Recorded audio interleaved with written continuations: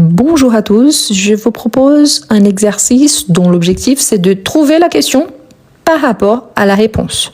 Et attention, car quand on pose une question, on a ce qu'on appelle des mots interrogatifs, qu'en fait il s'agit d'un adverbe interrogatif, qu'on peut utiliser pour parler d'un lieu, pour parler des temps, pour parler de manière, pour parler, j'ai répété quand 2 fois, donc je le barre ici, et de quantité qu'on a, combien. Donc on a où, n'oubliez pas l'accent, il est obligatoire, quand, comment, où, combien. Donc on a ici un modèle, quand est-ce que tu manges à la maison? Donc ce midi, je mange à la maison. Et ensuite on a les réponses et on va trouver la question en utilisant ces mots interrogatifs. Je vous rappelle que pour poser une question en français, on a plus d'une manière. On a ce qu'on appelle le langage familier, la question directe, et standard, quand on utilise est-ce que, il y en a un modèle plus raffiné, c'est qu'on appelle des modèles soutenus du langage, qui c'est quand on fait l'inversion verbe-sujet.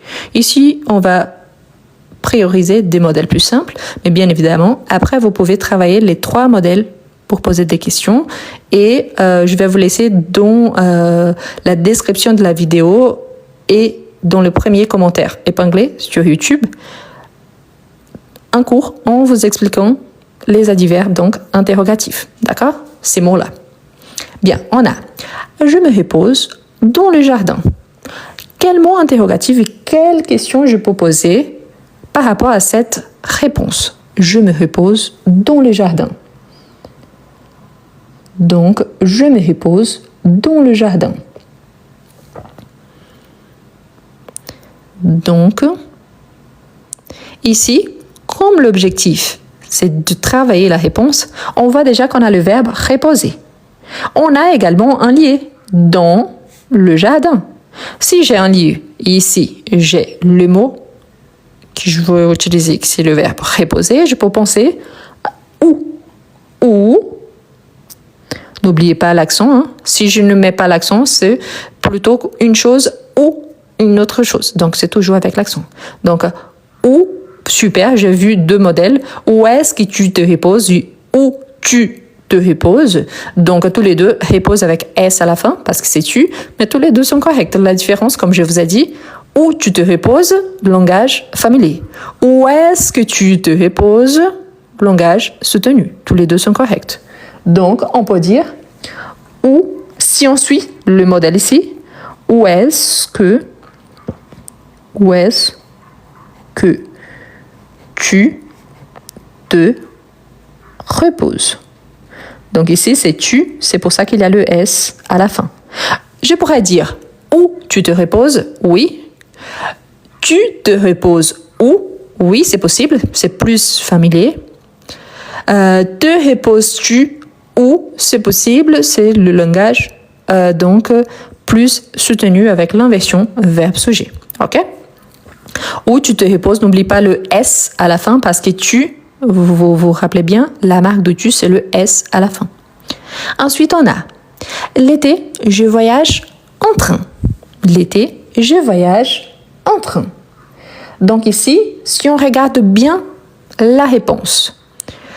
Donc, l'été, je voyage en train. On a un moyen de transport par rapport à ma façon de voyager pendant l'été. Donc, si j'ai un moyen de transport, donc, si je pense l'été lui-même, ce serait quand? Quand est-ce que tu voyages en train? Donc, l'été, je voyage en train. C'est possible. Mais si je peux penser également que c'est plus usuel, ce serait comment, parce qu'on a les moyens en train. Donc, comment est-ce que tu voyages en été? OK? C'est une question. Donc, quand est-ce que tu voyages en train? C'est bizarre. Donc, quand est-ce que tu pars? Donc, là, ça va un peu mieux. Parce que le verbe voyager, on remplace très fréquemment par le verbe partir. Mais voilà, comment est-ce que tu voyages en été? Donc, l'été, je voyage en train. Je pourrais dire, comment tu voyages en été? Voyages-tu en été? Comment? Comment voyages-tu en été? Donc, vous voyez que la façon de poser la question, il y en a plusieurs selon l'utilisation de la langue, donc familier, standard ou soutenu. Ici, je suis le modèle avec est-ce, ce qu'on appelle le modèle standard. OK? Ensuite, on a demain, je vais faire un gâteau. Demain, je vais faire un gâteau. Donc, pensez à la question. J'ai dans ma réponse demain. Demain, c'est une marcation temporelle. Donc, demain, je vais faire un gâteau. Ici, on utilise le futur proche. On a le verbe aller plus un verbe à l'infinitif. Donc, quelqu'un a dit, tu vas faire quoi demain? C'est excellent, mais c'est trop familier. Donc, quoi remplace ou quand est-ce que? Donc, c'est ça qu'on va faire. On va utiliser plutôt les mots qui ont été donnés. Quoi, c'est un mot interrogatif. On l'utilise énormément, surtout à l'oral, mais il est très informel. Donc, c'est ce qu'on appelle le langage familier. Donc, quand est-ce que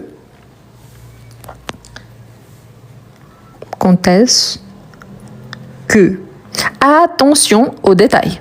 OK? Ici, j'ai quoi? Je viens de vous dire que j'ai le futur proche.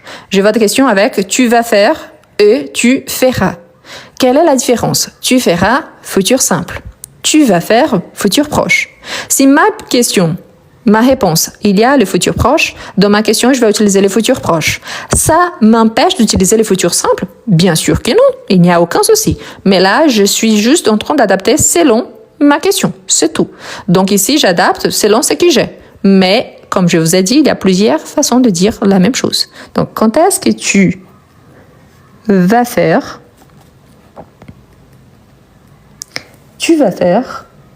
un gâteau? Quelles sont les autres possibilités? Parmi les possibilités possibles, quand tu vas faire un gâteau, vas-tu faire un gâteau quand? Tu vas faire un gâteau quand? Quand est-ce que tu vas faire un gâteau? Quand tu feras un gâteau? Tu feras un gâteau quand? Vous voyez qu'il y en a plusieurs possibilités. D'accord? Pensez toujours au modèle.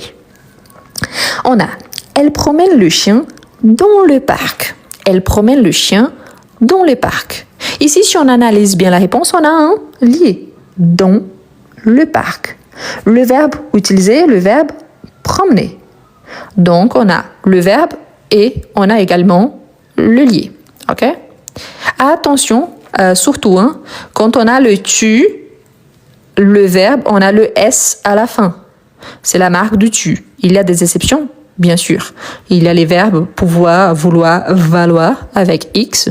Mais sinon, c'est toujours avec S à la fin. D'accord? Tu, toujours avec S à la fin quand on utilise. Tu vas, donc, tu, toujours avec S. Donc, ici, on a un lié. On peut dire oui ou est-ce que. Ici, comme je vous ai dit, j'utilise mon modèle qui est là, le modèle standard, en utilisant est-ce que. Donc, où est-ce qu'elle, donc qu'est-ce qu'on fait là? Élision, qu'elle promène le chien. Où est-ce qu'elle promène le chien? Donc, elle promène le chien dans le parc. Ah, je vais utiliser le possessif. Où est-ce qu'elle promène son chien? C'est aussi possible. Promène-t-elle le chien ou? Attention à ces détails quand vous faites l'inversion verbe-sujet. Promène-t-elle. Donc, on va ajouter un T au milieu à cause de l'inversion verbe-sujet, car elle commence par voyelle et promène finit par une voyelle. Donc, promène-t-elle le chien ou promène-t-elle le chien? Donc, où elle promène le chien directement, il y a plusieurs possibilités. D'accord? Ensuite, on a elle va à l'école en autobus. Elle va à l'école en autobus. Vous voyez que ces modèles-ci, il est plus simple parce qu'il est très proche de ces modèles-là et de ces modèles ici. Donc, on a une préposition plus un moyen de transport. Et on a elle va à l'école. Ici, c'est le présent. Pourquoi? Parce qu'on a seulement un verbe. OK?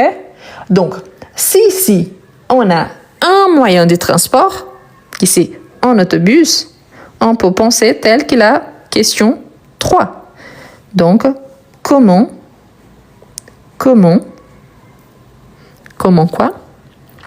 Comment elle va à l'école directement? Oui, c'est possible. Si on utilise les modèles, oui, donc on va ajouter comment est-ce que.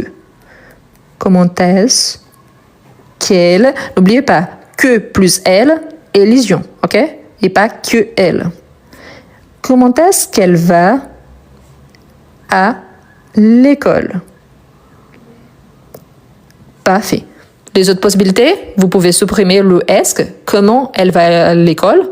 Vous pouvez remplacer les comment et le mettre à la fin, donc on le déplace. Elle va à l'école, comment? On peut faire l'inversion. Va-t-elle, n'oubliez pas le T, c'est la même règle d'ici. Voyelle, donc inversion T. Va-t-elle à l'école? Comment? Comment va-t-elle à l'école? Ensuite, on a, elle paye 15 € pour ce crayon. Elle paye 15 € pour ces crayons. Donc, ici, ce qu'on voit directement, c'est qu'on a une quantité, plus spécifiquement d'argent, 15 €, et on a le verbe payer. Donc, on peut dire combien, on prend notre modèle, est-ce que.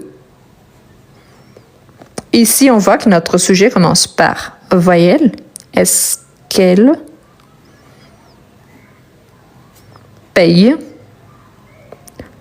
pour ses crayons? Combien est-ce qu'elle paye pour ses crayons? D'autres possibilités? Combien elle paye pour ses crayons? Elle paye combien? Donc, vous déplacez combien après le verbe. Elle paye combien pour ses crayons? Paye-t-elle combien pour ses crayons? Combien paye-t-elle pour ses crayons? Plusieurs possibilités. Excellent. Je ne sais pas pourquoi. Il y a certains messages qui apparaissent pour moi, mais c'est comme si elles étaient bloqués pour vous. Je ne sais pas pourquoi. Bien. Ensuite, on a. Il écrit avec un stylo. Ouais, avec un style. Je pense que c'était stylo, hein, parce que c'est un. On utilise le verbe écrire. Donc, je vais remplacer ici style par stylo. Sinon, c'est un peu bizarre. Donc, il écrit avec un stylo. Et style, c'est le format. Et stylo, c'est ça. Donc, je pense qu'ici, ça va mieux avec stylo. OK? Donc, il écrit avec un stylo. Attention aux détails. On a le verbe écrire. On a les pronoms ici, c'est les pronoms masculins, il. Et on a la chose. Donc ici, un stylo, donc c'est ce qui est utilisé. Donc on peut penser à une manière. Il écrit avec quoi? Oui, sauf que ça ne fait pas partie de nos mots ici. Donc c'est pour ça que quoi, on l'utilise énormément, je vous répète, mais il n'y a pas parmi les mots qui ont été donnés. Donc, comment? J'utilise mon modèle. Est-ce qu'il, n'oubliez pas, et élision, est-ce qu'il écrit? Et écrit avec T, c'est bien écrit ici, troisième personne du singulier. Les autres possibilités. Il écrit avec quoi? Comme quelqu'un a dit, c'est possible. Comment il écrit? C'est possible. Il écrit comment?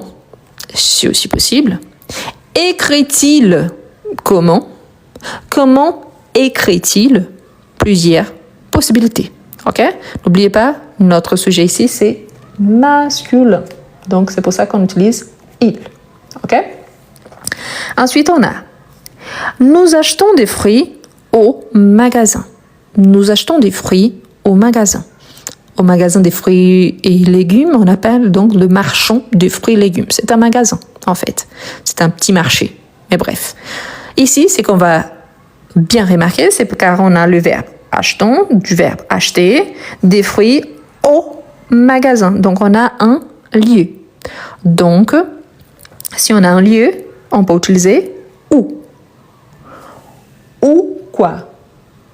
Ou est-ce que...